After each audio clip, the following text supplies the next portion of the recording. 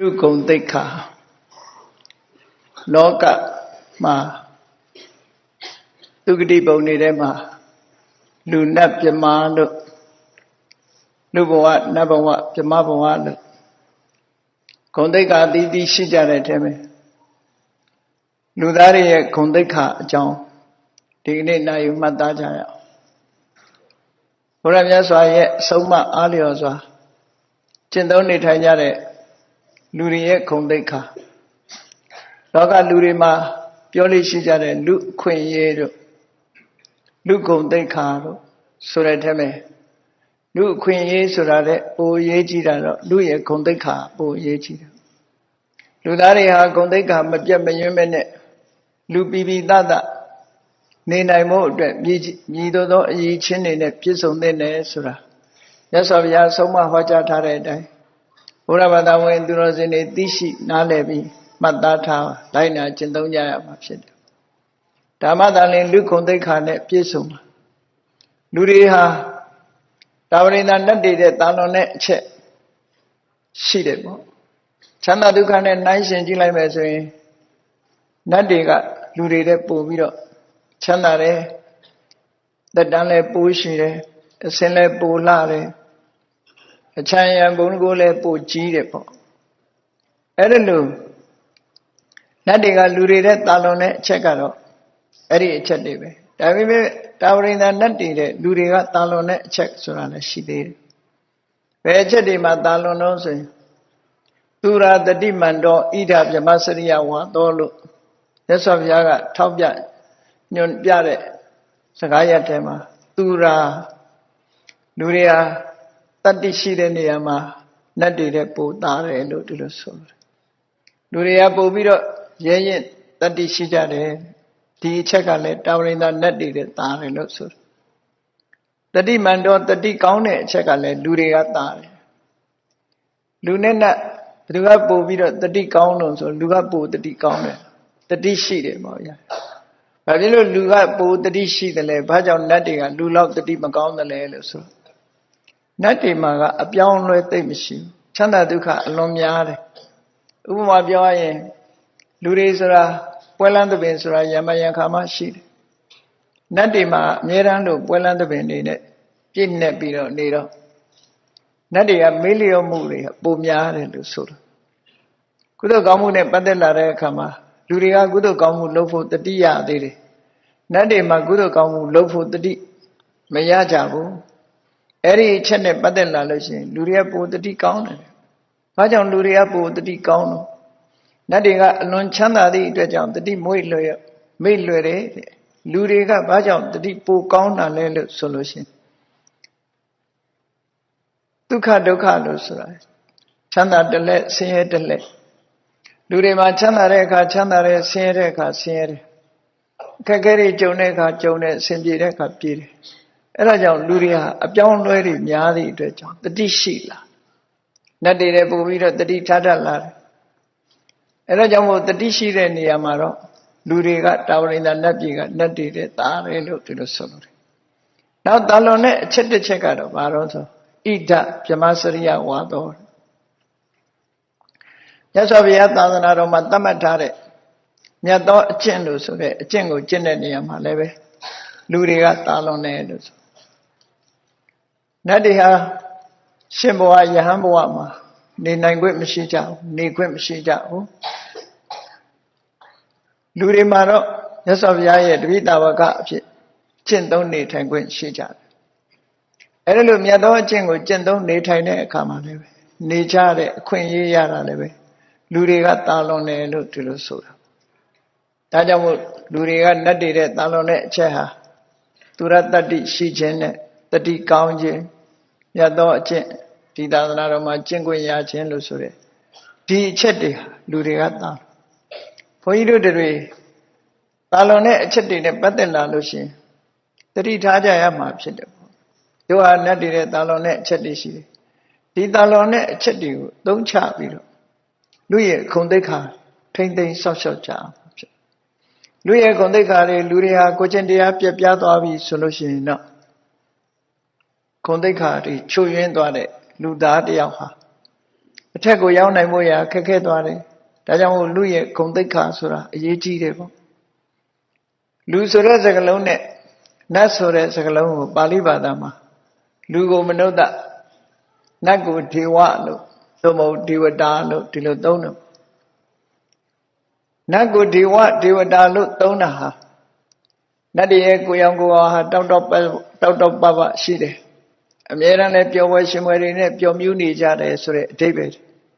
ဝတ်စားဆင်ထားတဲ့အဝတ်တန်းစာတွေကလည်းတောက်တောက်ပြောင်ပြောင်ရှိတယ်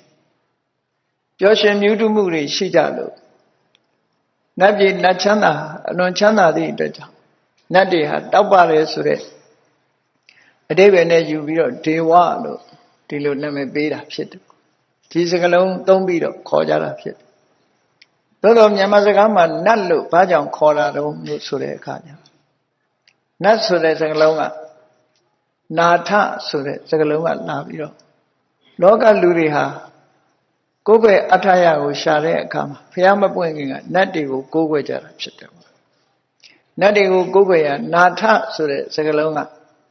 ထဆိုတဲ့အတန်ပြောက်သွားပြီးတော့နတ်ဆိုတဲ့အတုံးဖြစ်သွားတယ်လို့ဒီလိုယူဆကြရှိတယ်ပေါ့နော်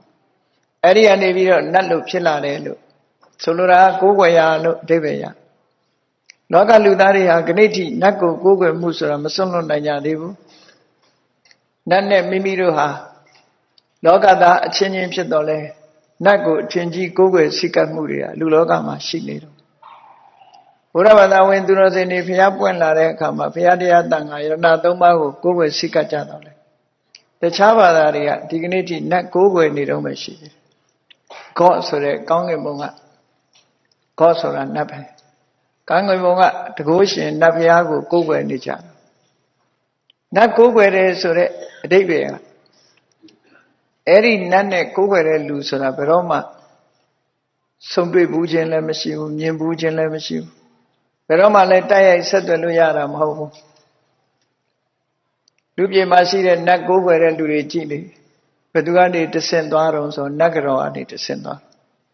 နတ်ကတော်ပြောတဲ့အတိုင်းလိုက်ပြီးတော့လူတွေကလှုပ်ကြတယ်နတ်ကတော်ကဘာတင်ရမယ်ဆိုတင်နတ်ကတော်ကိုယုံကြည်ပြီးတော့ကိုယ်တိုင်ကိုမိမိကိုယ်တိုင်ကိုနတ်ကလာပြောတာမှမဟုတ်တာကိုယ်နဲ့တိုက်ရိုက်ဆက်သွယ်နိုင်စွာမရှိဘူးသို့တော့နတ်ကတော်ပြောတဲ့စကားကိုပဲယုံကြည်ပြီးတော့လူတွေဟာလိုက်လုံနေကြတယ်ဘာဆက်ရမယ်ဆိုဆက်ကြအဲ့ဒါလို့မြေပြင်ပေါ်ကနတ်ကိုလည်းနတ်ကတော်နဲ့ဆက်သွယ်ရတယ်လို့ပဲကောင်းကင်ဘုံကနတ်ကြတော့နတ်ကတော်လို့မခေါ်တော့ပဲနဲ့ကောင်းကင်ဘုံကနတ်နဲ့ဆက်သွယ်ဖို့ကြတော့တမန်တော်လို့ခေါ်ကြပြန်တကယ်ကတော့မီဒီယေတာလို့ခေါ်တယ်ခြားခံဆက်သွယ်ရေးပုဂ္ဂိုလ်တူကနေတာနဲ့ဆက်သွယ်လို့ရတမန်တော်ကနေတဆင့်နတ်ဘုရားကပြောတယ်ဘယ်လိုဆုံးမတွေပေးတယ်ဆိုတာတခြားဘာသာတွေမှာဒီလိုပဲဆိုလို့ရှိတယ်အဲ့တော့ကောင်းကင်ဘုံကနတ်နဲ့ဆက်သွယ်တဲ့တမန်တော်လူပြေကနတ်နဲ့ဆက်သွယ်တဲ့နတ်ကတော်ဆိုတာသဘောထားခြင်းအဖြစ်တူတူပဲပေါ့နတ်ကိုးကွယ်တဲ့ပုဂ္ဂိုလ်တွေဟာအဲ့ဒီလိုအခြေအနေမျိုးတွေရှိတယ်မြတ်စွာဘုရားပွင့်ပေါ်လာတဲ့အခါမှာမြတ်စွာဘုရားဆုံးမဟောကြားတဲ့စကားတွေကိုနာယူကြရတဲ့အခါကျတော့အတ္တဟိအတ္တနောနာထောကောဟိနာထောပရောတိယမိမိတည်တာလည်းမိမိရဲ့ကိုးကွယ်ရာဖြစ်တယ်တခြားဘာမှကိုးကွယ်စရာမလိုဘူးဆိုတဲ့အယူဆတစ်ခုပေါ်ထွန်းလာအဲ့ဒီမှာဘုရားကိုကိုးကွယ်တာနဲ့နတ်ကိုကိုးကွယ်တာဟာအလွန်ကွာခြားတယ်သို့တော့လောကလူသားတွေကအကျင့်ကြီးပါနေသည့်အတွက်ကြောင့်ဘုရားကိုးကွယ်တာလည်းနတ်ကိုးကွယ်တဲ့အသွင်တရံဖြစ်သွားလိမ့်ရှိတယ်ပေါ့တကယ်ကတော့ဘုရားကိုကိုးကွယ်တယ်ဆိုတာနတ်ကိုးကွယ်တာမျိုးမဟုတ်ဘူးမြတ်စွာဘုရားရဲ့အဆုံးအမကိုရဖို့ရအတွက်မြတ်စွာဘုရားထံချင့်ကပ်ခြင်းပဲမြတ်စွာဘုရားရဲ့အသိဉာဏ်ကိုယုံကြည်ပြီးတော့ဆုံးမသမျှလိုက်တာဖို့ဆိုပြီးမြတ်စွာဘုရားရဲ့အဆုံးအမလက်ခံပြီးတော့လိုက်နာကျင့်သုံးခြင်းသာလည်းဘုရားကိုကိုးကွယ်တယ်လို့ဒီလိုဆိုလို့တယ်တရားကိုကိုးကွယ်တယ်ဆိုတာလေတရားဓမ္မအတိုင်းလိုက်နာကျင့်သုံးခြင်းသာဖြစ်တယ်တန်ခါကိုကိုးကွယ်ခြင်းဆိုတာတန်ခါမှာကုသိုလ်ကောင်းမှုပြုလုပ်ခြင်းပဲဖြစ်တယ်အဲ့ဒါလို့ဘုရားတရားတန်ခါကိုးကွယ်မှုနဲ့နတ်ကိုးကွယ်မှုကအလွန်ကွာခြားနတ်ကိုးကွယ်တယ်ဆိုတဲ့ပုဂ္ဂိုလ်တွေဟာနတ်ကနေမလိန်လို့ဒီနတ်ကိုကိုးကွယ်လို့ရှိရင်နတ်ရဲ့မဆာမှုကိုမျှော်လင့်တယ်စီဝါဥစ္စာတိုးတက်ဖို့မျှော်လင့်တယ်ဘေးရန်အန္တရာယ်ကင်းဖို့မျှော်လင့်တယ်ဆိုတဲ့ အဲ့ဒီမျောလင်းချက်တွေနဲ့နတ်ကိုကိုးကွယ်ကြတာဖြစ်တယ်ဘုရားကိုကိုးကွယ်တယ်ဆိုတာအဲ့လိုမျောလင်းချက်နဲ့ကိုးကွယ်ရတာမဟုတ်ဘူးအဆုံးမရပြီးတော့မြတ်စွာဘုရားဆုံးမတဲ့အတိုင်းလိုက်နာကျင့်ကြံကြိုးကိုအထုတ်ဖို့ဆိုတယ်ဒီမှန်ကန်တဲ့ရည်ရွယ်ချက်နဲ့ကိုးကွယ်ကြတာအဲ့တော့ဗုဒ္ဓတရဏံကိစ္ဆာမိဘုရားကိုကိုးကွယ်စိတ်ကပ်တယ်လို့ဆိုတာဟာမြတ်စွာဘုရားရဲ့အဆုံးအမခံယူခြင်းသာလျှင်ဖြစ်တယ်မြတ်စွာဘုရားအဆုံးအမကိုခံယူပြီးတော့အဲ့ဒီအဆုံးအမအတိုင်းလိုက်နာကျင့်သုံးမှုမြတ်စွာဘုရားကဆောင်ရံနဲ့ရှောင်ရံဒီနှစ်ခုကိုခွဲခြားဟောကြားတယ်အကုသိုလ်မှန်သမျှကိုရှောင်ရမယ်ကုသိုလ်မှန်သမျှမိမိတဏ္ဍာမှာပြည့်စုံအောင်လုပ်ရမယ်ဆိုတဲ့ရှောင်ရံနဲ့ဆောင်ရံဒီနှစ်ခုကိုဆုံးမဟောကြားတာလူတွေကလိုက်နာဆောင်ရွက်ကြခြင်းသာဖြစ်တယ်ပေါ့ဘုရားကရှောင်ရမယ်ဆိုတာကိုယ်တိုင်ရှောင်တယ်ဆောင်ရမယ်ဆိုတာကြတော့ကိုယ်တိုင်လှုပ်ဆောင်တယ်ဆိုတာကိုယ်အပိုင်းဖြစ်သွားပြီကိုယ်တိုင်လှုပ်ကင်ဆောင်ရမယ်အချက်တွေပဲဖြစ်တယ်ဒါကြောင့်ဘုရားကိုကိုးကွယ်တယ်ဆိုတဲ့နေရာမှာအပိုင်းနှစ်ပိုင်းခွဲခြားပြီးတော့ထားမြတ်စွာဘုရားကိုကိုးကွယ်စိတ်ကပ်ခြင်းဖြင့်ဘုရားရဲ့အဆုံးအမကိုရမြတ်စွာဘုရားကမလုံတင်တာနဲ့လုံတင်တာခွဲခြားပြီးတော့ဟောတယ်မိမိတို့ကိုယ်တိုင်မှာမလုံတင်တာနဲ့လုံတင်တာကိုသိသိချာချာမသိကြဘူးမသိသည့်အတွက်ကြောင့်မလုံတင်တာကိုလုံတင်တယ်လို့ထင်တယ်လုံတင်တာကြောင့်မလုံတင်ဘူးလို့ထင်လာတော့မလုံတင်တာကိုလုံတင်တယ်လို့ထင်ပြီးတော့လုံမိပြန်တယ်လုံတင်တာကြတော့မလုံတင်ဘူးလို့ထင်ပြီးမလုံဖဲနေပြန်အကျိုးဆုပ်ယုပ်မှုတွေနဲ့ကြုံတွေ့ကြတယ်မြတ်စွာဘုရားပွင့်လာတဲ့အခါကျတော့ဘုရားကလုံတင်တာနဲ့မလုံတင်တာရှင်းရှင်းလေးဟောကြားဟိတေဘဝတ္တနေနအဟိတာသနိဝတ္တနေနလို့ဆိုတဲ့အတိုင်းမြတ်စွာဘုရားကိုယ်ပဲစိတ်ကတဲ့ပုဂ္ဂိုလ်တွေကိုဘယ်ပုံဘယ်နည်းနဲ့ဆင်းရဲဒုက္ခတွေကလွတ်မြောက်စေတာတုံးဆိုကိုယ်ပဲစိတ်ကတဲ့ပုဂ္ဂိုလ်တွေမှာရှောင်ရံနဲ့ဆောင်ရံနှစ်ခုရှင်းလင်းပြတ်သားစွာဟောကြားခြင်းဖြင့်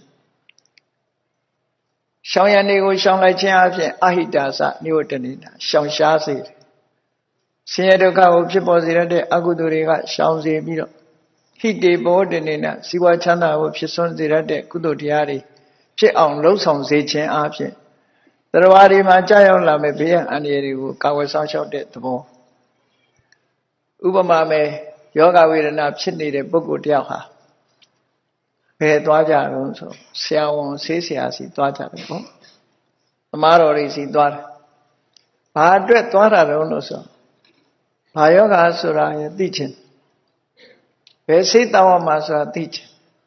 ရှောင်ရံနဲ့ဆောင်ရံကိုသိချင်းဒီအတွက်သမားတော်စိတ်သွားသမားတော်ကနေပြီးတော့ဒါဘာယောဂဘယ်စိတ်တောင်းရမယ်ဘာရှောင်ရမယ်ဘာလုပ်ရမယ်ဆိုတာညွှန်လိုက်တယ်အဲ့ဒီညွှန်ကြားချက်အတိုင်းလှုပ်ဆောင်တဲ့ဟာကြတော့ကိုယ်အပိုင်းဖြစ်သွားသမားတော်ကယောဂကိုယူပြစ်လို့ရတာမဟုတ်ဘူးထို့တူပဲမြတ်စွာဘုရားသခင်ကိုရောမြတ်ကရှောင်ရံနဲ့ဆောင်ရံကိုဟောလိုက်တဲ့အခါမိမိကိုယ်တိုင်ကရှောင်ရမယ့်ဟာကိုရှောင်ပြီးဆောင်ရမယ့်ဟာကိုဆောင်မှစေဝတောင်းမှယောဂပျောက်တယ်လို့ပဲကုသိုလ်ကောင်းမှုလုံးမှမကောင်းမှုတွေရှောင်မှဆင်းရဲဒုက္ခလွတ်မြောက်မှဖြစ်တယ်ကိုယ်အပိုင်းသူ့အပိုင်းအပိုင်းနှစ်ပိုင်းနဲ့ဒီလိုကိုယ်ွယ်စိတ်ကပ်မှုပုံမှန်ဖြစ်တဲ့ကိုယ်ွယ်စိတ်ကပ်မှုအေးဘုရားကိုကိုယ်ွယ်စိတ်ကပ်လို့ဘုရားရှိခိုးဆုတွေတောင်းပြီးတော့ဘာမှမလုပ်ဘဲနဲ့အလို့လျောက်ဒီဆုတွေပြည့်ပြီးဘုရားသခင်ကမလိုက်မယ်လို့အထင်နဲ့ဒီလိုလောကကြီးမှာအခြားဘုရားတွေကိုးကွယ်တဲ့လူတွေဟာဘုရားသခင်မတော်မူပါဆိုတာနဲ့တောင်းတနေကြတာဘယ်တော့မှလည်းမဟုတ်ဘူးမလို့လည်းမရဘူးလေလောကရဲ့သဘာဝကကိုလုံးမကိုရတယ်ဆိုတာအလွန်ထင်ရှားတယ်သို့တော့ကိုလုံးမကိုရတယ်ဆိုတဲ့နေရာမှာဘာလုပ်တဲ့နဲ့ဘာမလုပ်တဲ့ဘူးဆိုတာသိဖို့ကြတော့ကိုယ်တိုင်သိနိုင်စွမ်းမရှိဘူးမရှိသည့်အတွက်ကြောင့်မြတ်စွာဘုရားရဲ့အဆုံးအမကိုနာခံကြလောကမှာလည်းပဲစီးပွားရေးလုပ်တဲ့ပုဂ္ဂိုလ်တွေကစီးပွားရေးအကြံပေးတွေဆိုတာရှိတယ်အဲ့ဒီအကြံပေးပုဂ္ဂိုလ်ရဲ့အကြံဉာဏ်တွေနဲ့လောက်ကင်ကြတာလောက်ကင်မှလည်းအောင်မြင်နိုင်တယ်ဆိုတာမျိုးတွေရှိတယ်ပေါ့ထို့တူပဲမြတ်စွာဘုရားရဲ့အဆုံးအမအတိုင်းလိုက်တာဆောင်ရွက်မှတဏှာဝဆင်းရဲကလွတ်ကင်းခြင်းဆင်းရဲဒုက္ခတွေရောပါသက်သာခြင်းဆိုတဲ့အကျိုးကျေးဇူးတွေကိုဖြစ်မှာဖြစ်တယ်ပေါ့အေးအဲ့လိုမြတ်စွာဘုရားရဲ့သာသနာတော်မှာခုလိုမြတ်စွာဘုရားရဲ့အဆုံးအမကိုရလာတဲ့လူတွေဟာလူတွေရဲ့ဂုဏ်သိက္ခာနဲ့ပြည့်စုံမှုအမတန်မှအရေးကြီးတာလူဂုဏ်သိက္ခာဆိုတာမနုဿဆိုတဲ့စကားလုံးတစ်ခုကိုကြည့်လိုက်ဒ ဒေဝတော်ကတောက်ပြောင်တယ်ဆိုတဲ့အဓိပ္ပာယ်ဖွင့်ပြလူဆိုတဲ့နေရာမှာမနုဿဆိုတဲ့စကားလုံးကဘယ်လိုအဓိပ္ပာယ်ရတော့ဆိုမနောဥတ္တဏံယေတန္တိမနုဿလို့အဓိပ္ပာယ်ဖွင့်ဆိုတဲ့အတိုင်းစိတ်ဓာတ်မြင့်မားသူတွေကိုလူလို့ခေါ်တယ်အဲ့တော့လူဆိုတာစိတ်ဓာတ်မြင့်မားတဲ့လူကမှဂုဏ်သိက္ခာရှိကဲစိတ်ဓာတ်မမြင့်မားဘူးဆိုရင်လူရဲ့ဂုဏ်သိက္ခာတွေကျဆင်းသွားမှာပဲဖြစ်တယ်ဒါကြောင့်မို့လူဆိုတာဂုဏ်သိက္ခာတွေဆိုတာစိတ်ဓာတ်မြင့်မားခြင်းပဲမြင့်မားတဲ့စိတ်ဓာတ်တွေရှိအောင်ဒါဖြင့်အဲ့ဒီမြင့်မားတဲ့စိတ်ဓာတ်တွေဟာဘယ်အရာတွေလဲလို့မြတ်စွာဘုရားသခင်ကိုရောမြတ်ဆုံးမတဲ့အတိုင်းလိုက်နာကျင့်သုံးဖို့ရာလူတွေမှာရှိတဲ့ဂုဏ်သိက္ခာတွေ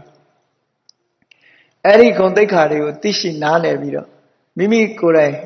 တို့ကိုယ်တိုင်ဂုဏ်သိက္ခာရှိတဲ့လူဖြစ်အောင်လူဂုဏ်သိက္ခာကိုထိမ့်သိမ့်တဲ့လူမျိုးဖြစ်အောင်ကြည်ကြံကြိုးကုပ်အားထုတ်ကြရမှာဖြစ်တယ်လူပိသားဖို့အတွက်နံပါတ်1ဘာရှိရမလဲလို့ဆိုရင်တတ္တာဆိုတာရှိရတတ္တာဆိုတာယုံကြည်မှုပဲဒီနေရာမှာယုံကြည်မှုဆိုတာအမျိုးမျိုးရှိပြီမဲ့ဘုရားဘာသာဝင်သူတော်စင်တွေအနေနဲ့ပြောမယ်ဆိုရင်မှန်ကန်တဲ့မြတ်စွာဘုရားရဲ့အသိဉာဏ်ကိုယုံကြည်တာအဲ့ဒီအသိဉာဏ်ကိုယုံကြည်မှုတတ္တဟတိတထာဂတတဘောဓိန်တို့ဆိုတဲ့အတိုင်းမြတ်စွာဘုရားသခင်ကိုရောမြတ်ရဲ့အသိဉာဏ်ကိုယုံကြည်တဲ့တထာအစွမ်းတကူရှိတယ်လို့ယုံကြည်တာမဟုတ်ဘူးအစွမ်းတကူဖြင့်မလိုက်မယ်လို့ယုံကြည်တာမဟုတ်ဘူးမြတ်စွာဘုရားရဲ့အသိဉာဏ်ကိုယုံကြည်တယ်အသိဉာဏ်ကိုယုံကြည်ခြင်းအပြင်အသိဉာဏ်ရှိတဲ့ဘုရားကဆုံးမတဲ့စကားဟာစကားကိုလက်ခံအကယ်၍ဘုရားရဲ့အသိဉာဏ်ကိုမယုံကြည်ဘူးဆိုလို့ရှိရင်ဆုံးမတဲ့စကားကိုလက်ခံဖို့လိုက်နာဖို့ဆိုတာမဖြစ်နိုင်ဘူးပေါ့ခုလိုအသိဉာဏ်ရှိတဲ့ပုဂ္ဂိုလ်မြတ်ရဲ့ဆုံးမစကားတွေဟာအမှားမရှိဘူးလိုက်နာကျင့်သုံးရမှာဖြစ်တယ်ဆိုတဲ့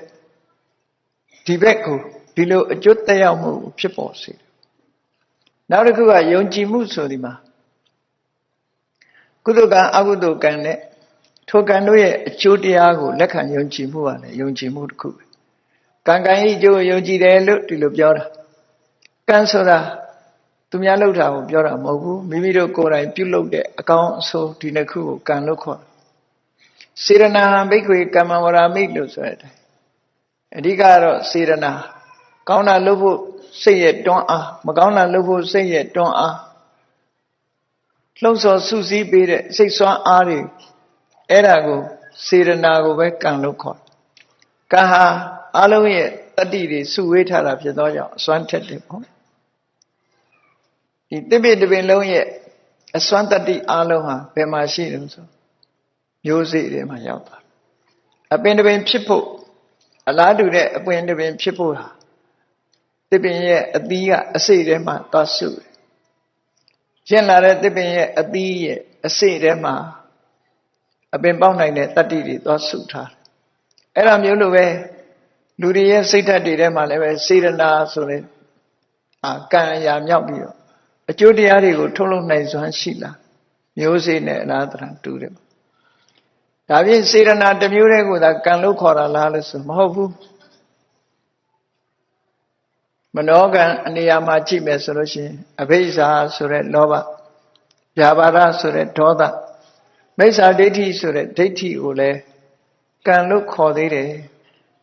ဘဂင်၈ပါးအကျင့်တရားဆိုတဲ့ဟောကြားတဲ့နေရာမှာလည်းပဲသမ္မာဒိဋ္ဌိသမ္မာသင်္ကပ္ပသမ္မာဝါစာသမ္မာကမ္မန္တသမ္မာအာဇီဝသမ္မာဝါယာမသမ္မာတတိသမ္မာသမာဓိလို့ဆိုတဲ့ဒီတရားတွေကိုလည်းကံလို့ပဲခေါ်တယ်ဝဇ္ဇင်9ပါးဒီတရားတွေကိုလည်းကံလို့ပဲခေါ်တယ်အဲ့ဒီကံလို့ဆိုရတဲ့တရားတွေဟာစေရနာမြတာမကဒါတွေကိုလည်းခေါ်တယ်သို့သောယေဝံယအပြင်ခြုံငုံပြီးတော့ဒိဗေဒိကသုတ်မှာမြတ်စွာဘုရားစေရနာဟံဘိက္ခွေကမ္မဝရမိဘာဖြစ်လို့စေရနာကိုကံလို့ခေါ်တယ်လဲလို့ဆိုရင်စေတရိတ်တော်ကမ္မံကရောတိကာယေနဝါစာယမနတာစိတ်ထဲကစုစည်းပြီးတော့စွမ်းအားပြုမှကိုယ်လေးရောက်လုပ်တယ်နှုတ်နဲ့ပြောတယ်စိတ်ထဲကကြံစည်တယ်ဆိုတာတွေဖြစ်လာတယ်ဒါကြောင့်မို့စေရနာမှာတတ္တိတွေအလုံးစုလို့ဒါဟာကံလို့ခေါ်တယ်အဲ့ဒါကိုယုံကြည်တာလက်ခံကံကိုယုံကြည်တယ်လို့ဆိုလို့ကံကိုယုံကြည်တော့အဲ့ဒီကံကနေထုတ်လုပ်တဲ့အကျိုးတရားကိုလည်းယုံကြည်လက်ခံတယ်ကံကံရဲ့အကျိုးကိုယုံကြည်ခြင်းဟာတတ္ထာရဲ့တတ္တိတစ်ခုပဲပေါ့ အဲ့ဒါကြောင့်မို့တတ္ထာဆိုတာမရှိဘူးဆိုရင်ကံကံဤအကျိုးကိုညင်းပယ်ကံကံဤအကျိုးလက်မခံဘူးဆိုတဲ့လူတယောက်ဟာဘယ်လိုအနေအထားမျိုးဖြစ်လဲကံဆိုဒီမှာအခုပြောရတဲ့အတိုင်းကုသိုလ်ကံအကုသိုလ်ကံနှမျိုးရှိတယ်ကောင်းတာလုပ်ရင်ကောင်းကျိုးရတယ်မကောင်းတာလုပ်ရင်မကောင်းကျိုးရတယ်လို့ကံရဲ့အကျိုးကိုလည်းလက်ခံအဲ့ဒါလို့လက်ခံသူနဲ့လက်မခံသူဟာဘာကွာတယ်လဲအေးကောင်းတာလုပ်ရင်ကောင်းကျိုးရတယ်မကောင်းတာလုပ်ရင်မကောင်းကျိုးရတယ်ဆိုတဲ့အချက်ကိုလက်မခံတဲ့ပုဂ္ဂိုလ်ဟာသူလှုပ်ချင်အောင်လုပ်မှာသူကအယုံကြည်မရှိဘူးအယုံကြည်မရှိတော့သူလှုပ်ချင်အောင်လုပ်မှာတခုတော့လုပ်မှာ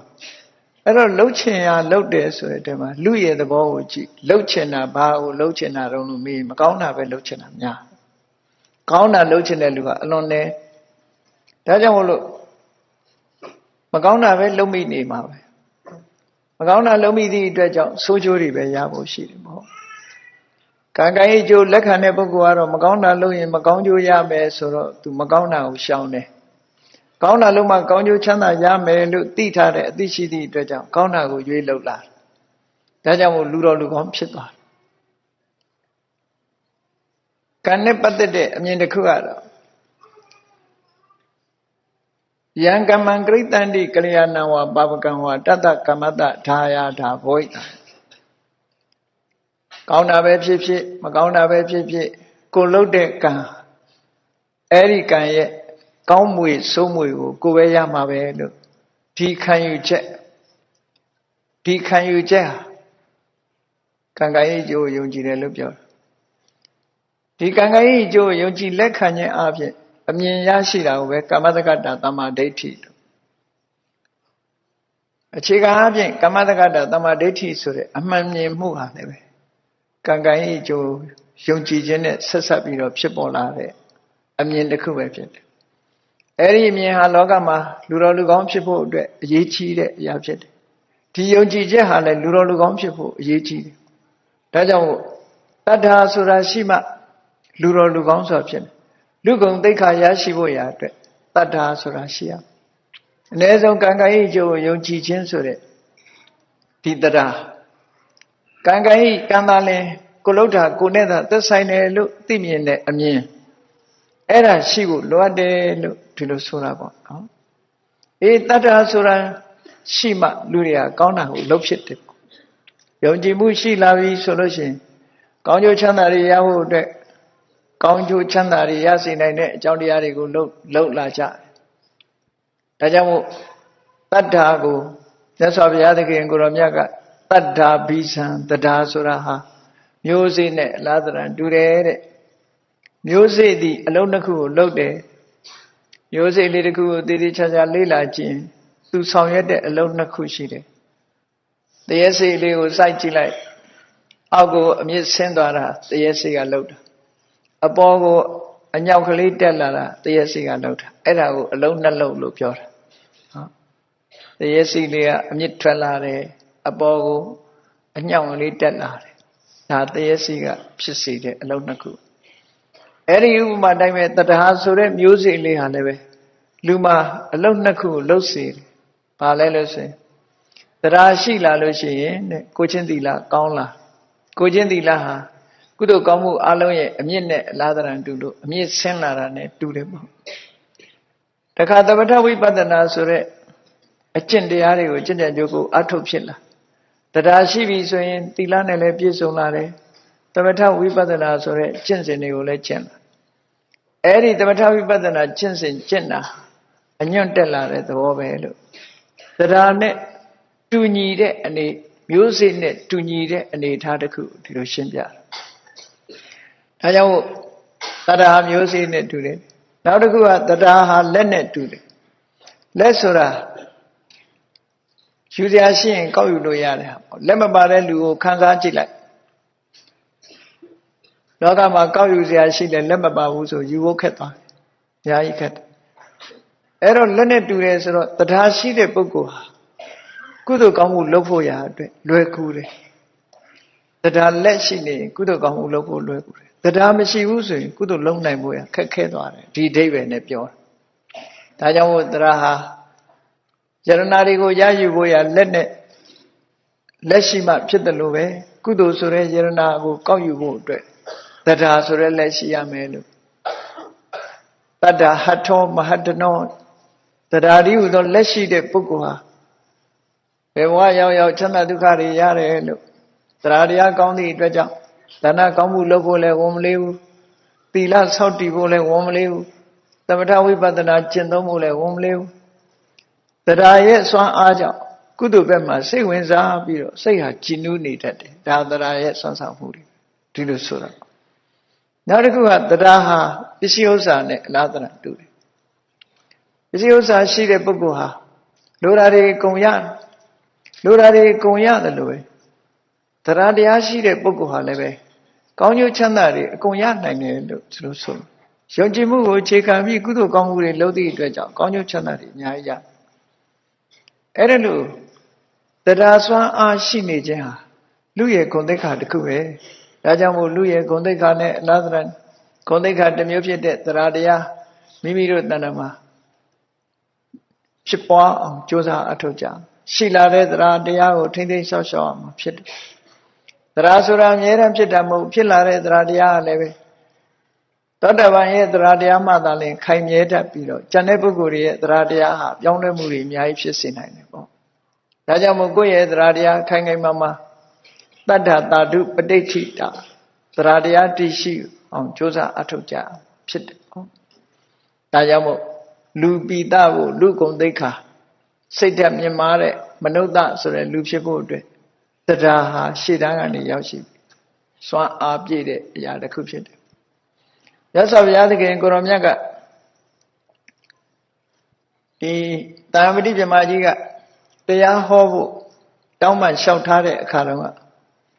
ရေသောတဝန္တောပမုံဇန္တုတတ္တံနဲ့ပြန်လဲမိန့်ကြားတဲ့အခါထောင်တတ်တဲ့နားရှိတဲ့ပုဂ္ဂိုလ်တွေ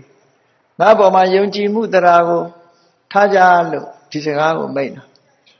ယုံကြည်မှုမှမရှိလို့ရှင်ဘာမှလုပ်မှာမဟုတ်ဘူးဒါကြောင့်မို့ယုံကြည်မှုဆိုတဲ့တရားဟာအရေးပါတယ်လို့ဒီလိုဆိုလို့လေတရားတရားအခြေခံလို့အခုလိုတရားဝဲတွေလာပြီးတော့တရားနာကြတရားနာတော့အသိဉာဏ်တွေရဒီအိဗယ်ပေါ့နော်တရားမှမရှိတဲ့ပုဂ္ဂိုလ်ဟာတရားဝဲသွားအောင်မယ်ဆိုရင်သွားမှာမဟုတ်ဘူးလေယုံကြည်ချက်ရှိမှလာတာဒါကြောင့်မို့စိတ်ကြည်နူးပြီးတော့ယုံကြည်ချက်တရားလှုပ်တဲ့နယ်လို့ဆုံးဖြတ်တဲ့စိတ်အနေအထားတစ်ခုတတ္တအဲ့ဒီတတ္တဟာလူရဲ့ဂုဏ်သိက္ခာပဲတစ်မျိုးပဲတစ်ဖက်ကကြည့်မယ်ဆိုရင်လူရဲ့ဂုဏ်သိက္ခာတွေကိုတိုးပွားစေတတ်တယ်လို့ဒီလိုဆိုနောက်ထပ်လူတွေရှိရမယ့်ဂုဏ်သိက္ခာတစ်ခုကဘာလို့ဆိုရင်သီလတရားတရားရှိယုံနဲ့မပြီးသေးဘူးတရားတရားရှိလာတဲ့အခါလူတွေရဲ့ဂုဏ်သိက္ခာဖြစ်တဲ့ကိုချင်းတရားဟာအမှန်တမ်းအရေးကြီးအဲ့ဒီကိုချင်းတရားဟာအရှက်ကြောက်ပေါ်မှာအခြေခံပြီးတော့ဖြစ်ပေါ်လာတယ်ဟိရတပပဋ္ဌာနံလို့ဆိုတဲ့အတိုင်းလူတွေရဲ့ကိုချင်းတရားဟာမကောင်းမှုလုပ်ရမှာမကောင်းမှုကိုဆက်ဆုပ်တယ်ယွံမုန်းတယ်မကောင်းမှုလုပ်ရမှာရှက်တယ်မကောင်းမှုကကြောက်တယ်ဆိုတဲ့အရှက်အကြောက်နှမျိုးရှိမှကိုချင်းသီလဆိုတာပြေဝနိုင်တယ်သီလဆိုတာဘလောက်အရေးပါတယ်လဲလို့ဆိုရင်သီလဆိုတာရဲ့အဓိပ္ပာယ်ကိုဖော်ဆောင်ခြင်းအပြင်ဖော်ဆောင်ကြည့်ခြင်းအပြင်သီလရဲ့အရေးပါမှုပါသိတာထင်ရှားလာသီလဆိုတာကုသိုလ်တရားတို့ရဲ့တရားလို့ဥပဒါရဏံကုသိုလ်တရားတွေပျောက်ပြက်မသွားအောင်ဆောင်ထားတတ်တဲ့အရာလို့ဒီလိုဖွင့်ဆိုချက်အရာကြည့်မယ်ဆိုရင်တမိုးရှိတဲ့ရှင်စေတီဟာတိမ်ကြီးရွှေကွက်မှသာတည်နိုင်တယ်လို့ပဲကုသိုလ်တရားတွေဟာသီလရှိတဲ့ပုဂ္ဂိုလ်ပေါ်မှာသာတည်တာသီလမရှိလို့ရှိရင်ကုသိုလ်တရားတွေဟာယိုကျပျောက်ပြက်ပြီးတော့သွားနိုင်တယ်ဒါကြောင့်မို့ကောင်းကျိုးချမ်းသာကိုပေးနိုင်တဲ့ကုသိုလ်တရားတွေတည်ရှိနေဖို့ရာအတွက်ကသီလဟာအလွန်ရေးပါတယ်ကာယကံမှုကိုထိန်းသိမ်းဆောက်ရှောက်ရမယ်ဝစီကံမှုတွေကိုထိန်းသိမ်းဆောက်ရှောက်ရမယ်နှုတ်ကပြောချင်တာတွေမပြောရဘူးကိုယ်ကြီးလက်ရောက်လှုပ်ချင်တာတွေမလုပ်ရဘူးစိကံပေါင်အတွင်းကလှုပ်တယ်ရှောင်တဲ့နာတွေကိုရှောင်တယ်လှုပ်တဲ့နာတွေကိုလှုပ်တယ်ဆိုတာသီလပဲသီလဆိုတာလည်းပဲရှောင်ရံနဲ့ဆောင်ရံဒီနှစ်ခုပဲရှောင်တာတစ်ခုတည်းတင်သီလမဟုတ်ဘူးဆောင်တာလည်းပဲပါတယ်လို့ဒါကြောင့်မို့လို့ဝါရိတသီလဆိုတာမလုပ်ရဘူးဆိုတဲ့ဟာကိုရှောင်တယ် စာရိတ္တသီလဆိုတာလောက်ရမယ်ဆိုတာကိုလောက်တယ်ဒါကြောင့်မို့သီလပြည့်စုံမှုအတွက်ဟာရှောင်ကျင်ခြင်းနဲ့လှုပ်ဆောင်ခြင်းနှစ်ခုရှိရ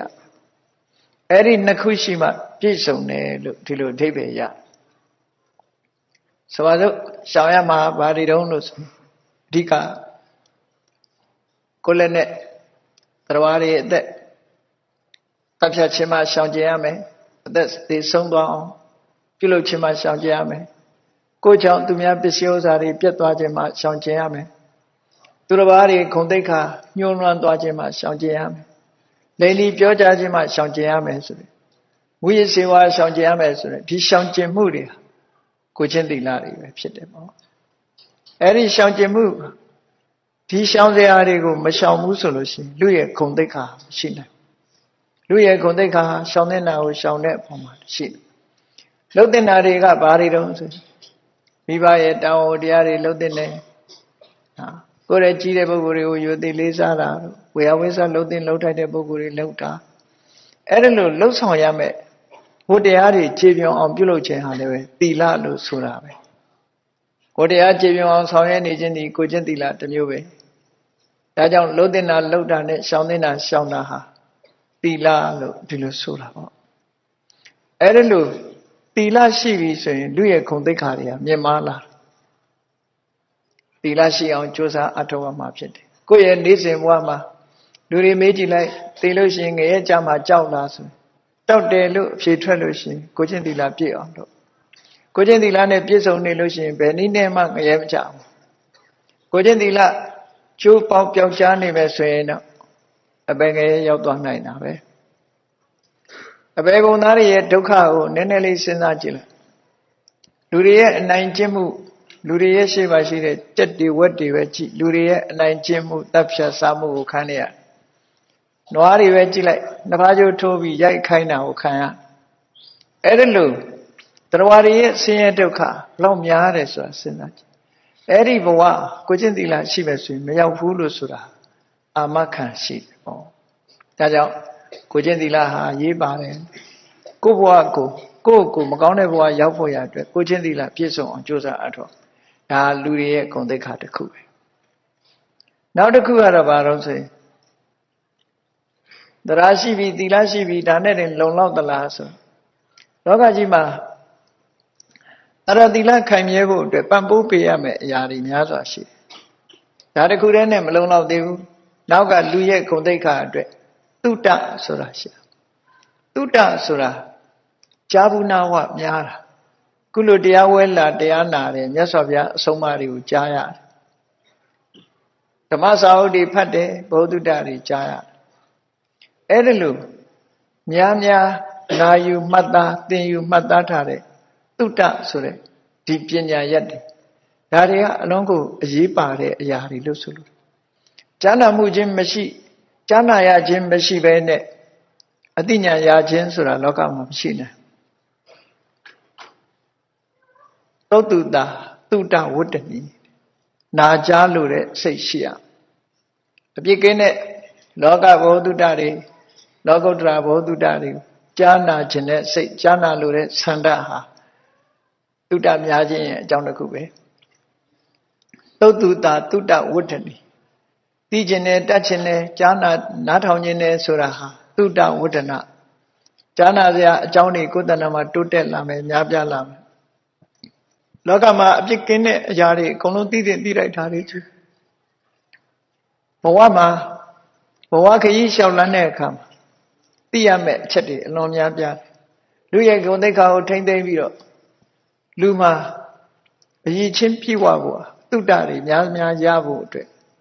ငယ်စဉ်တောင်ကြီးကလေးဘဝကမိဘတွေကကြောင်းထားပေးတာဒါလည်းသုတ္တပဲကြောင်းထားပြီးတော့သင်ကြားကြလူလောကမှာလိမ္မာရင်ကျေးမှုတွေလူကြီးသမားတွေနဲ့ဆက်ဆံပြောဆိုတဲ့အခါမှာဘယ်လိုပြောဆိုရမလဲစီးပွားဥစ္စာဘယ်လိုရှာရမလဲဘယ်လိုနေရမလဲဘယ်လိုထိုင်ရမလဲဆိုတဲ့အကြအမြင်တွေကစဘောဓုတဆိုတာအမှန်မှအရေးပါလောကမှာသုတ္တများလေလေဂုဏ်သိက္ခာကြီးမားလေလေပေါ့သုတ္တရဲ့အမှတ်တရအနေနဲ့ဘယ်သူကဘာဘွဲ့တွေရတယ်ဆိုတာသုတ္တရဲ့အမှတ်တရတွေပဲပေါ့ဒါကြောင့်မို့တတိလူစိတ်ဆိုတာမွေးရ လောကမှာစာဝတ်နေပြည့်စုံုံနဲ့လူဘဝဆိုတာပြည့်စုံတာမဟုတ်ဘူးဘောဓုတ္တပြည့်စုံမှုလိုအပ်တယ်ဒါကြောင့်ဘောဓုတ္တဆိုတာရှာဖွေရအထူးသဖြင့်လောကုတ္တရာဘောဓုတ္တလည်းအရေးပါတယ်ကျမ်းမာရေးဘောဓုတ္တအရေးပါတယ်ပညာရေးဘောဓုတ္တအရေးပါတယ်ကျမ်းမာရေးဘောဓုတ္တမရှိလို့ရှိရင်လူဟာကောင်းကျိုးချမ်းသာတွေလက်လွတ်ဆုံးရှုံးသွားနိုင်တယ်ပေါ့ဆိုပါစို့ကျမ်းမာရေးဘောဓုတ္တနဲ့ပတ်သက်လာလို့ရှိရင်လူတွေမှာယောဂဖြစ်စေတတ်တဲ့အစာအာဟာရတွေဘာတွေရှိတယ်ဆိုတာသိဖို့လိုအပ်တယ်ပေါ့ခဏခေတ်မှာဆိုလို့ရှိရင်မြန်မာလူမျိုးတွေဒုက္ခပေးနေတာအလုံးကအခုတော့သိရှိလာကြဟင်းညိုမုံနေတို့ဟင်းညိုမုံကိုနာမည်ပြောင်းပြီးတော့ခနောတဲ့နော်ဟင်္ကမုံနဲ့ဒါတွေကဓာတုဗေဒနဲ့လှုပ်ထားတွေမှန်သမျှလူတွေမှာဒုက္ခကိုဖြစ်စေတတ်တယ်အသေးကိုထိခိုက်တယ်တော့ကြအသေးယောဂဖြစ်တယ်အသေး၆တယ်အသေးကင်ဆာနဲ့ဆိုတာအစာအာဟာရတွေဘာစားရင်ဘာဖြစ်တယ်ဆိုတာမသိသည့်အတွက်ကြောင့်ဒုက္ခရောက်တယ်ကြောက်ကတ်တွေပျက်စီးတယ်ကြောက်ကတ်မကောင်းလို့ကြောက်ကတ်ဆေးရတယ်တို့ဆိုတာတွေဟာကြောက်ကတ်ကိုပျက်စီးစေတတ်တဲ့အစာတွေထဲမှာလူတွေစားနေတဲ့ထဲမှာဒိန်ညင်းသီးကထိတ်တန်းကပါတယ်သို့တော့ဒိန်ညင်းသီးကနံလဲနံနေတဲ့လူတွေကကြိုက်တယ်နံပေမဲ့ကြိုက်ပြီးစားကြစားလာတဲ့အခါမှာလည်းပဲကြောက်ကတ်ကိုပျက်စီးစေကျမ်းမာရေးဘုဒ္ဓတ္တတွေဒါအမြတ်ကလေးများပြောတာအများကြီးပဲကျမ်းမာရေးဘုဒ္ဓတ္တဆိုတာဒီကျမ်းမာရေးဘုဒ္ဓတ္တကလည်းသုတ္တဒါလည်းပဲသင်ယူရတရားဓမ္မနဲ့ပတ်သက်တဲ့ဘုဒ္ဓတ္တဆိုတာလေလုံးတင်တာနဲ့မလုံးတင်တာတွေခွဲခြားဟောကြားထားတာတွေကိုနားလည်ဖို့သင်ကြားကြဘဝခရီးဖြတ်ရှောက်လန်းတဲ့အခါမှာဘယ်ဟာကလောက်ကောင်းတယ်ဘယ်ဟာမလောက်ကောင်းဘူးသိနေရကိုယ့်ဘဝကိုပုံဖော်နိုင်ရမယ်ပေါ့အဲ့ဒါကြောင့်မို့တရားဓမ္မတွေကိုနာရတယ်နာသည့်အတွက်ကြောင့်ဘာဖြစ်လဲသုတ္တတွေတိုးပွားလာတယ်သုတ္တတွေတိုးပွားလာတော့ပညာတွေတိုးပွားလာသုတံပညာယဝဋ္ဌနာအသိပညာတွေရလာစဉ်းစားတတ်လာတယ်အဲ့ဒီပညာရတော့ဘာဖြစ်လဲပညာယအဋ္ဌံသန္တာတိဘဝအဓိပ္ပာယ်တွေကိုနားလည်လာကိုယ့်အကိုဆုံးဖြတ်နိုင်တယ်အမှားမှန်ကိုယ့်အကိုသိလာနိုင်တယ်ဘဝအဓိပ္ပာယ်တွေကိုသိလာတော့ဘာဖြစ်လဲဆိုရင်ညာတော့အထောဒုက္ခဟောချမ်းသာဒုက္ခကိုရတယ်လူပြောသူပြောနဲ့ယုံရတာမျိုးမဟုတ်ပဲနဲ့သုတ္တရှိတဲ့ပုဂ္ဂိုလ်တရားဟာကိုယ့်ဘာကိုအမှားမှန်ဆုံးဖြတ်နိုင်တာဖြစ်တော့ကြောင့်ဘဝရလာတဲ့အခါမှာဘောဓုတ္တဆိုတာလောကီဘောဓုတ္တလောကုတ္တရာဘောဓုတ္တစီဘူးအထုတ်ကြဒါဟာလူတွေရဲ့ခုံသိက္ခာတစ်ခုပဲပေါ့အဲ့ဒီလူရဲ့ခုံသိက္ခာတစ်ခုရအောင်ကြိုးစားအထုတ်ကြတတ္တာရှိရမယ်သီလရှိရမယ်သုတ္တရှိရဒါရင်လုံလောက်ပြီလားလို့ဆိုရှိသေးတယ်လူခုံသိက္ခာအတွက်လူဆိုတာတယောက်တည်းနေတာမဟုတ်ဘူးအနည်းဆုံးမိသားစုနဲ့နေကြတာဖြစ်တယ်တယောက်တည်းနေတဲ့တရားမျိုးမဟုတ်ဘူးဆုလိုက်ခရုလိုက်နေကြတဲ့တရားမျိုးဖြစ်လို့အနည်းဆုံးမိသားစုရှိတယ်အဲ့ဒီမိသားစုလိုက်နေထိုင်တဲ့အခါမှာစာကားလို့ဆိုရယ်စွန့်လွတ်တဲ့စိတ်ဓာတ်မျိုးရှိရမယ်စွန့်ကြဲတတ်တဲ့စိတ်ဓာတ်မျိုးငါသာသုံးမယ်ဆိုတဲ့နှမျောတွန့်တိုတဲ့စိတ်ဓာတ်မျိုးမမွေးရပဲနဲ့စွန့်တတ်တယ်ပေးတတ်တယ်ကန့်တတ်တယ်ဆိုတဲ့ရရောတဲ့စိတ်နေသဘောထားတွေရှိဖို့လိုအပ်တယ်နှမျောတွန့်တိုခြင်းလို့ဆိုတာကိုယ့်အတွက်သာသုံးမယ်တချို့ကြတော့ကိုယ်တောင်မသုံးရဘူးဆိုတာမျိုးဖြစ်လာတတ်တယ်မစ္စရိယတရားလွှမ်းမိုးသွားပြီဆိုလို့ရှိရင်တော့ဘယ်ရာပဲဖြစ်ဖြစ်ဘယ်သူကမှပေးနိုင်ကမ်းနိုင်ခြင်းမရှိနောက်ဆုံးမှအိမ်မှာတူတူနေတဲ့လူအချင်းချင်းတောင်မှဒါငါဟာမထိနဲ့ဆိုတာမျိုးဖြစ်လာမစ္စရိယတရားလွန်ကဲလာပြီဆိုလို့ရှိရင်သူများပစ္စည်းလှူတာတောင်သွားဟန်တားတတ်တဲ့အနေအထားမျိုးတွေဖြစ်တယ်ပေါ့မြတ်စွာဘုရားသခင်ကိုရောမြတ်ကဘုရားတာဝကဘုရားဘာသာဝင်သူတော်စင်တွေကိုဆုံးမတယ်ဝိကတမလမစ္စေရေနစေတတာအခါရံအစ္ဆဝတ္တိဆိုတဲ့စာကဆိုတဲ့အဓိပ္ပာယ်နဲ့ပတ်သက်ပြီးရှင်းလင်းဆုံးမပုံကတော့မစ္စရိယဆိုတဲ့အညစ်အကြေးကင်းတဲ့စိတ်နဲ့အိမ်မှာနေရမယ်လို့ဆိုမိသားစုဘဝနေတဲ့အခါမှာနှမျောတွန့်တိုမှုမရှိရဘူးအလုံးအတွက်မျှဝေတတ်တဲ့စိတ်ဓာတ်ရှိရမျှဝေခံစားတတ်တဲ့စိတ်ဓာတ်ရှိရမယ်လို့ဆိုရာစယောဂောတဲ့ဘယ်သူကတောင်းကိုယ်တိုင်းတာရပေးနိုင်တဲ့ပုဂ္ဂိုလ် ဒါနတံဝိပါကရတောပေကံခြင်းခွဲခြားပေးခြင်းဖြင့်မျောလင်းတယောက်တည်းဘယ်တော့မှမစားဘူးစားစရာရှိရင်အလုံးဝေစားတယ်ဆိုတဲ့စိတ်ဓာတ်ဒါနတံဝိပါကရတောပယတပါဏိသူများကိုပေးဖို့ကမ်းဖို့ဆိုရင်ကိုယ့်လက်ကအသင်စင်နဲ့စေကြောထားလို့တန်ရှင်းစင်ကြယ်တဲ့လက်ရှိသူလို့ဒီလိုခေါ်တယ်ပေါ့ပယတပါဏိပေးဖို့ကမ်းဖို့စင်နဲ့ဖြစ်တယ်စိတ်ဓာတ်မှာနှမျောတွန့်တုံမှုတွေမရှိဘူးလို့အဲ့ဒါလို့ဒီလိုအရေးချင်းနေရှိနေမှစာခဆိုတဲ့ဂုဏ်သိက္ခာလူရဲ့ဂုဏ်သိက္ခာတွေဟာတိုးတက်လာနှမျောတွန့်တုံမှုကင်းသည့်အတွက်ကြောင့်မစ္စရိယမရှိသည့်အတွက်ကြောင့်မေတ္တာလည်းပဲမျှဝေလာမစ္စရိယဆိုတာဒေါသနဲ့တွဲလာတဲ့သဘောကိုပစ္စည်းကိုရထားတဲ့အခွင့်အရေးကိုသူများနဲ့မရှယ်နိုင်ဘူးပေါ့ရှယ်ရမလုံးနိုင်ဘူးပေါ့ကိုယ်သာလည်းအခွင့်အရေးရခြင်းနဲ့သူများကိုမပေးနိုင်ဘူးဆိုတဲ့အနေအထားမျိုးဖြစ်လာအဲ့ဒါလို့ဖြစ်လာခြင်းဟာတကယ်၍သူများနဲ့ပတ်သက်လာတယ်ဆိုလို့ရှိရင်ကိုယ့်ဟာကိုယ်ကာကွယ်ခြင်းအဖြစ်ဒေါသဆိုတော့နောက်ကပါလာမစ္စရိယကြောင့်ဒေါသဖြစ်ပုံလေးကိုစဉ်းစားကြည့်ပေါ့အိမ်တိုင်းမှာလို့ပဲတချို့အိမ်တွေမှာကြောင်လေးတွေရှိတတ်တယ်ပေါ့ကြောင်လေးတွေဟာကြွက်ခုတ်ပြီးလို့ရှိရင်ကြွက်ပါဇက်ထဲရောက်တာနဲ့မန်ဖီးနေတာဟာဘာကြောင့်လဲလို့စဉ်းစားကြည့်ပေါ့သူပါဇက်ထဲရောက်လာတဲ့ကြွက်တကောင်ကိုတခြားကောင်ကလာမလူရအောင်လို့မန်ဖီးတာသူကငါဟာလာမထိနဲ့ဆိုတဲ့အဓိပ္ပာယ်ပဲအဲ့ဒါနော်ခွေးလေးနှစ်ကောင်ဆော့နေတဲ့ကြားထဲမှာအမဲရိုးလေးချလိုက်ပါလားနှစ်ကောင်လူပြီးကြိုက်ကြတော့လားမစ္စရိယနောက်ဒေါသလိုက်တယ်ဆိုတာမတန်မှထင်ရှားတယ်အဲ့ဒါလို့လူတွေမှာလည်းပဲနှမျောတွန့်တုံမှုတွေမစ္စရိယတွေလွှမ်းမိုးလာလို့ရှိရင်မုန်းတိမှုဆိုတာနောက်ကလိုက်လာအဲ့ဒီမုန်းတိမှုဟာ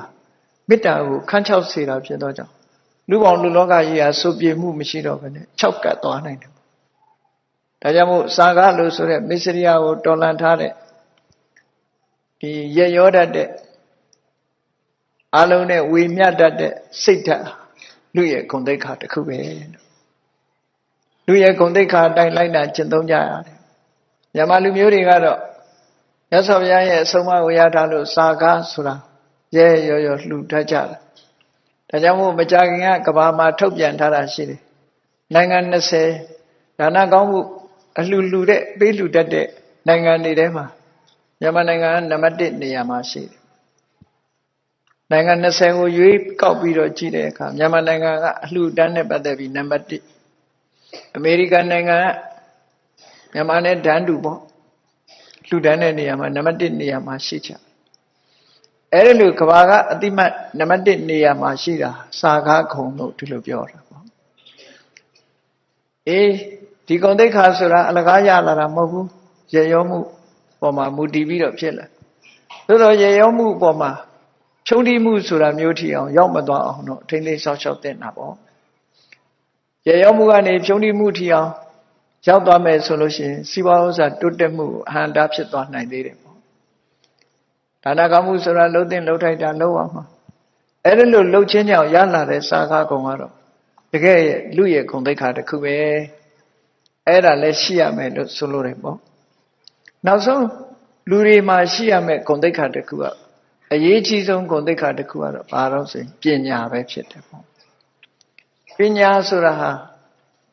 အရာရာကိုစဉ်းစားဆင်ခြင်တတ်တဲ့သဘောအခြေခံပြောမယ်ဆိုလို့ရှိရင်ကံကံဤအကျိုးကိုကံတရားဟာကိုယ်ပိုင်ပဲကိုလှုပ်တာကိုနဲ့သာသက်ဆိုင်တယ်လို့သိမြင်တဲ့ကမ္မတက္ကတာတမ္မာဒိဋ္ဌိဟာပညာပဲပေါ့အဲ့ဒီတဲ့အစင်းမြင့်တဲ့ပညာကိုမြတ်စွာဘုရားကဆိုလိုတဲ့အခါအရေးကြီးဆုံးပညာကဘလို့ပညာလဲလို့ဆိုဘဝအရေးနဲ့ပတ်သက်ပြီးတော့မှန်မှန်ကန်ကန်တွေးတောတတ်တဲ့ပညာအရေးကြီးတယ်အစင်းမြင့်ဆုံးကိုမြတ်စွာဘုရားဟောတဲ့အခါမှာကြတော့ဆိုပါတော့အခြေခံအပြင်ပြောရင်လုံးတင်တာနဲ့မလုံးတင်တာခွဲခြားသိတဲ့ပညာအရေးပါလုံးတင်တာနဲ့မလုံးတင်တာခွဲခြားသိခြင်းအပြင်ကမ္မတက္ကတာပညာနဲ့သက်ဆိုင်လာတယ်အဲ့ဒီနောက်ကြတဲ့အခါကျရင်အရေးကြီးတဲ့ပညာရကဘာလို့ဆိုဝိပဿနာလို့ခေါ်တဲ့ပညာရပဲ ဝိပဿနာလို့ပြောရင်တော့တရားစကားတန်ရိတ်တာတန်လို့ဒီလိုအောင်းမေကောင်အောင်းမေလေမဟုတ်ဘူးဝိပဿနာပညာဆိုတာဟာတဘာဝအစစ်မှန်ကိုဆင်ញင်သုံးသပ်ပြီးတော့ကြည့်တတ်တဲ့အရာဖြစ်နောက်ဆုံးမှာဆင်ញင်သုံးသပ်ကြည့်လူဘဝရလာတဲ့ပုဂ္ဂိုလ်တိုင်းတို့ရထားတဲ့ဘဝဟာဒီတိုင်းပဲယက်တည်နေသလားသို့မဟုတ်ရွေရှားနေတာလားအမြဲတမ်းပြောင်းနေတာလားဆိုတာစဉ်းစားမိအောင်စဉ်းစားကြည့်အချိန်ကာလတွေဟာကုန်ဆုံးနေတယ်မနေ့ကုန်သွားတော့နေ့လည်းရောက်လာတယ်နေ့လည်းကုန်သွားတော့ညနေရောက်လာတယ်ညနေရောက်ကုန်တော့ညရောက်လာတယ်ညကုန်သွားတဲ့အခါနံနဲ့ပြန်ရောက်လာအချိန်တွေကုန်သွားတယ်ဆိုတာလူတွေတတိထားမိတယ်သို့တော့အချိန်ကုန်သွားတာနဲ့အတူတကွကိုယ်တဏ္ဍာမှာရှိတဲ့ယုံ nant တရားတွေကုန်သွားတာကိုတော့တတိမထားမိတတ်ကြဘူးနှစ်ပေါင်းများစွာကြားလာတော့မှခေါင်းပေါ်ကသပင်တွေဖြူကုန်ပါလားနော်သွားတွေလည်းကျိုးကုန်ပါလားမျက်စိတွေမှုံးကုန်ပါလားအသက်အရွယ်တော်ကြီးလာမှဆိုတာကိုတတိထားမိကောင်းထားမိလေဦးမယ်ဒါတောင်မှဆိုရင်ဖြူလာလို့ရှိရင်ဖြူကုန်ပြီနှုတ်ပြအောင်မှပဲဆိုနှုတ်လို့ရတော့နှုတ်လိုက်သေးတာမရတော့ဘူးဆိုလို့ရှိရင်ဆေးနဲ့ဆိုးလိုက်သေးတာတတိထားရမယ်အစားကာကွယ်လောက်ကြအဲ့တော့အသိဉာဏ်နဲ့စဉ်းစားတတ်ဖို့လိုအပ်တယ်ပေါ့ဘဝဆိုတာ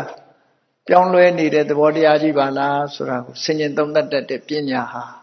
အလွန်အရေးပါတယ်ဖြစ်ငါဟာဒီတိုင်းအမြဲတမ်းနုပြိုနေမှာမဟုတ်ဘူးတနေ့ကျတော့အိုမင်းသွားမှာပဲအချိန်နဲ့တပြေးညီအချိန်ကုန်တိုင်းငါရဲ့ခန္ဓာကိုယ်ကဒီနုပြိုမှုတွေတို့အင်အားတွေတို့ဆိုတာကုံဆုံးနေတာပါလားလို့တဖြည်းဖြည်းရင့်ကျက်နေတာပါလားလို့ပြောင်းလဲနေတာပါလားဆိုတာကိုတတိထားတတ်လို့ရှိရင်ကိုပဲဝိပဿနာပညာဘက်ကိုရောက်လာတယ်လို့ဒီလိုပြောလို့ရမတည်မြဲဘူးဆိုတာတချို့ကတော့ဒါတွေမစဉ်းစားချင်ဘူးစိတ်ညစ်စရာတွေလို့အောင်းမေးမဟုတ်ဘူးအမှန်သိတာအခုလို့မမြဲဘူးဆိုတာတွေကိုသိလားသာဝရမဟုတ်ဘူးဆိုတာသိနေခြင်းအပြင်ကောင်းတာတွေကိုလုပ်ရမယ်ဘဝဆိုတာကောင်းတာတွေလုပ်မှတနေ့တစ်ချိန်ကြာလို့ရှိရင်ဒီဘဝကြီးကဆွန့်လွတ်လိုက်ရမှာဖြစ်တယ်ဒီဘဝကြီးမကုံဆုံးခင်ကောင်းရာကောင်းကြောင်းတွေကုသိုလ်တွေမြဲမြဲရအောင်တို့လုပ်ရမယ်ကုသိုလ်တည်တာလဲငါအတွက်ဟာကိုယ်ပိုင်ဥစ္စာဖြစ်တယ်လို့ဒီလိုသိတာကအစယုံ nant ဓမ္မသင်္ခါရတွေကိုယ်တဏ္ဍမှာယုံ nant နှစ်မျိုးသာရှိတယ်အဲ့ဒီယုံ nant နှစ်မျိုးပေါင်းစပ်ထားသည့်အတွက်ကြောင့်လှုပ်ရှားခြင်းပြောဆိုခြင်းငိုခြင်းရဲခြင်းဆိုတာတွေဖြစ်လာတယ်ယုံ nant နှစ်ခုကလွဲပြီးတော့ငါဆိုတာလည်းမရှိဘူးငါဟာဆိုတာလည်းမရှိဘူးငါလို့ပြောစရာမရှိသည့်အတွက်ကြောင့်ငါဟာလို့ပြောစရာလည်းတခုမှမရှိဘူးဆိုတာကိုယ့်ကိုယ်လေးနဲ့ထားကြည့်ငါဆိုတာဘာခေါ်တာလဲယုံ nant နှစ်မျိုးတွေကယုတ်ကိုငါခေါ်မှလားနံကိုငါခေါ်မှလားဆိုဘာမှငါခေါ်စရာမရှိဘူးယုတ်ကယုတ်ပဲသူ့အကြောင်းနဲ့သူဖြစ်တာနံကလည်းနံပဲငါလို့ပြောရအောင်ပြောင်းလဲနေတဲ့အရာကြီးများတာဖြစ်တယ်ငါမှမရှိလို့ရှိရင်ငါဟာဆိုတာလည်းမရှိဘူးဆိုတာလေရှင်းရှင်းလင်းလင်းအကြမ်းမြင်အဖြစ်စဉ်းစားကြည့်လိုက်ရင်သိနိုင်တယ်ပေါ့အဲ့ဒါလို့ဝိပဿနာဉာဏ်ရဲ့အခြေခံယုံ nant နှစ်ခုကလွဲလို့ဘာမှမရှိဘူးဒီယုံ nant နှစ်ခုဟာလည်းဆရာအကြောင်းတရားတွေကြောင့်ဖြစ်ပေါ်နေတာမျှတာဖြစ်တယ်လို့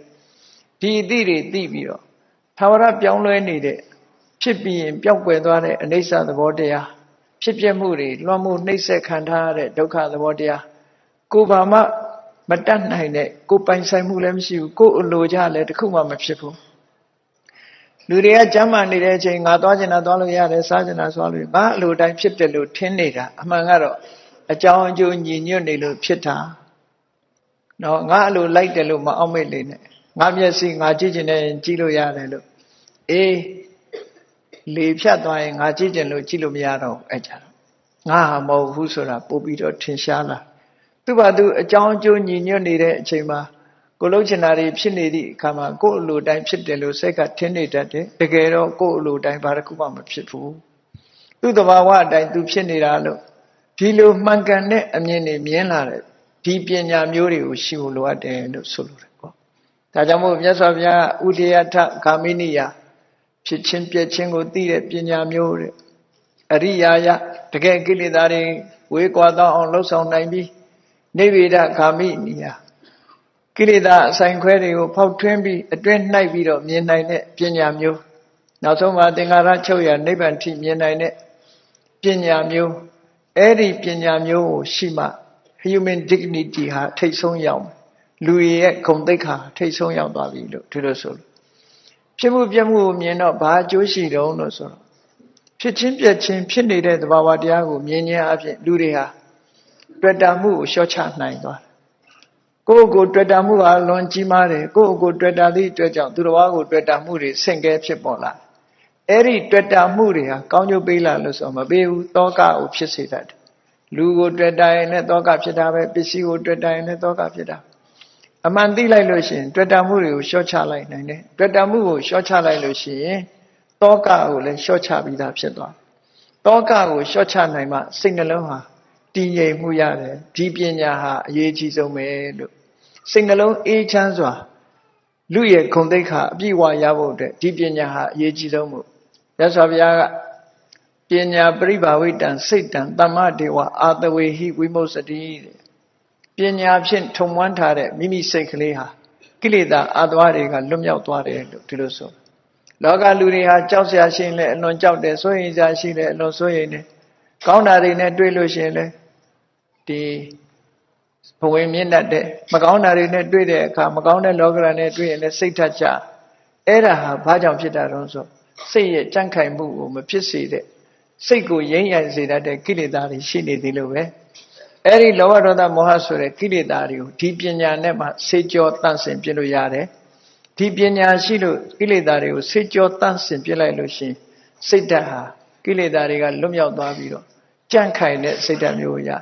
ဘုရားဘာသာဝင်ဖြစ်လာတဲ့ပုဂ္ဂိုလ်တိုင်းဟာနောက်ဆုံးပန်းတိုင်ဟာရိမ့်ရိုင်တုန်လှုပ်ခြင်းမရှိတဲ့ကြံ့ခိုင်တဲ့စိတ်ဓာတ်ပိုင်ရှင်ဖြစ်ဖို့ဟာအဓိကကြစိတ်ဓာတ်ဟာကောင်းတာနဲ့တွေ့လည်းမတုန်လှုပ်ဘူးမကောင်းတာနဲ့တွေ့လည်းမတုန်လှုပ်ဘူး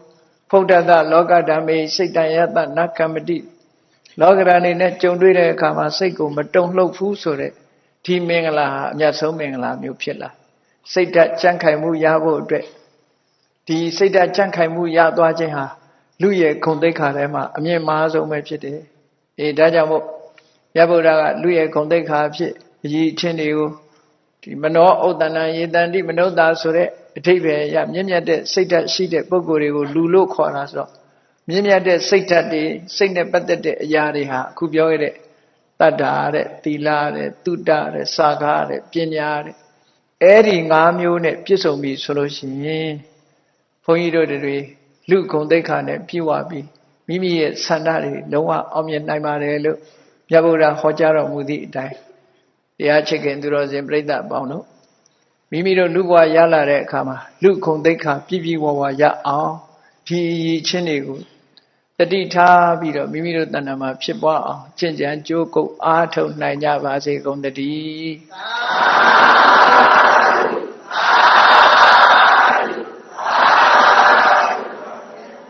မေတ္တာပို့ရအောင်တတ္တဝါများစွာသေရန်กว่าချမ်းသာကြပါစေတတ္တဝါများစွာသေရန်กว่าချမ်းသာကြပါစေမေတ္တာရေချမ်းသောငါဖြံငြိမ်းချမ်းကြပါစေမေတ္တာရေချမ်းသောငါဖြံငြိမ်းချမ်းကြပါစေသက်ရှိချမ်းသာစိတ်ချမ်းသာတို့ရဆန္ဒပြည့်ပါစေသက်ရှိချမ်းသာစိတ်ချမ်းသာတို့ရဆန္ဒပြည့်ပါစေဘောလန္တဒုက္ခပင်ကစားမေတ္တာပုံနေတုသင်္ကမမနောတရတိသဗ္ဗေတံဘဝယန္တုဒုက္ခန္တကမေတ္တာပုံနေတုသင်္ကမစုပေါင်းပုအပ်မေတ္တာတဟုရောင်မြူပါဝင်ဝေလာမင်းနှင့်ရောင်ခြင်းရှေယုံပေါင်းဆောင်ရခြင်းကြောင့်သဗ္ဗေတံကျွမဲ့ဥသုံးလုံးစုံများစွာတတ္တဝါတို့၏မနောတရတိမြင့်မြတ်ဖြူစင်အေးကြည်လင်းသည့်ရေစဉ်ပြည့်တင်းစိတ်နှလုံးတည်းဟူသောရေအိုင်ကြီးအတွင်၌သူ ဒုက္ခပင်ကစားစင်ထာဝရအိမြจิตတာယာပွင့်လန်းချမ်းသာဒုက္ခအတိဟုသောကုမုဒ္ဒရာဂျာပန်တို့သည်ဖုံးလန္တာဝန္တာရှင်မြူဝမုံလူလျက်ကြည်နုပွဲကြုံဖူးပွင့်ညကုန်သည်ဖြစ်၍ဒုက္ခနကလေးအောင်လေးတဲ့ရော့ရှက်သင်ပြန့်ပီတိတိဟုသောယနန်းတို့သည်ဘဝယံဒုကောင်းစွာမဲ့သွေကြိုင်လိုက်၍နေကြပါစေကုန်တည်း